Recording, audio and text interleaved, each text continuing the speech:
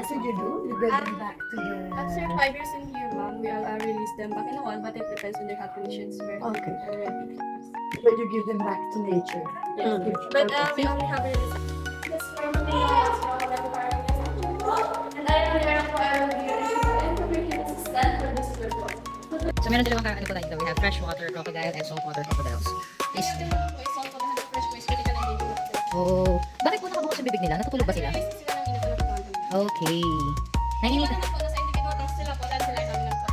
Oh. Dominant pala yabo pag solo. Tapos kapag nakabukas yung bibig, nainitan. Nainitan siya. So these are tamed babies. O saan ka tataya? Sa pula, sa puti. Ayun, nagmagalaw na. Ito nga nakabuka yung bibig, akala mo statwa. Tapos pag nilagay mo yung kamay mo, kakagating. Kaya nga eh.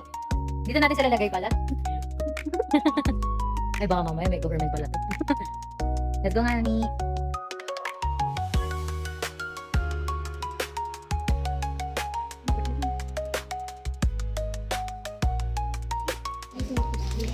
Eh bakit hindi kayo gumagalaw?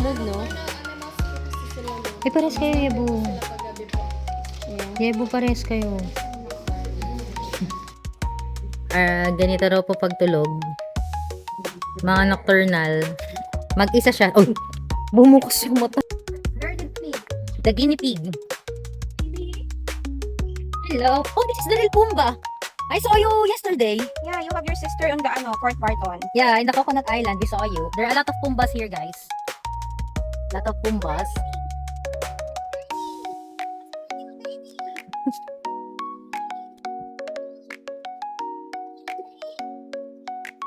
Si Pumba po. Let's go na, honey. Ayan na yan, pupunta na yan sa Gagi. It's a beer cat.